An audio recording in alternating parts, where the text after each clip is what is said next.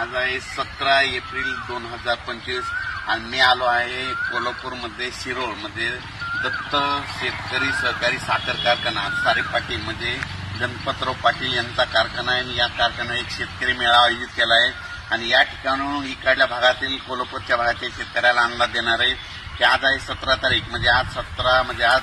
4च्या नंतर बघा तुमच्या कोल्हापूर भागामध्ये क्लाउडली म्हणजे ढगाळ वातावरण राहणार आहे आणि रात्रीच्या मात्र थोडे थोडे थेंब येणार आहे म्हणून हा अंदाज लक्षात येतात। पण कोल्हापूर सातारा सांगली या भागातल्या सर्व शेतकऱ्याला सांगू इच्छितो ज्यांच्याकडे ऊस असेल तर तुमच्यासाठी एक तुम्हाला आनंदाची बातमी सांगतो की म्हणजे आता 17 तारखेपासून आजपासून तर 28 तारखेपर्यंत दररोज एक दिवस आड तुमच्या भागामध्ये चांगला पाऊस पडणार आहे कारण की इकडे कर्नाटककडे खूप पाऊस पडणार आहे म्हणून त्याच्यामुळे तुमच्या सांगली सातारा त्याच्यानंतर कर्नाटक भाग त्याच्यानंतर ते कोकण या पट्ट्यामध्ये चांगला मध्ये 8 दिवस पाऊस पडणार आहे। उर्वरित महाराष्ट्रात मात्र तिकडे पाऊस पडणार नाही मात्र कोल्हापूर या भागात मात्र तुमच्या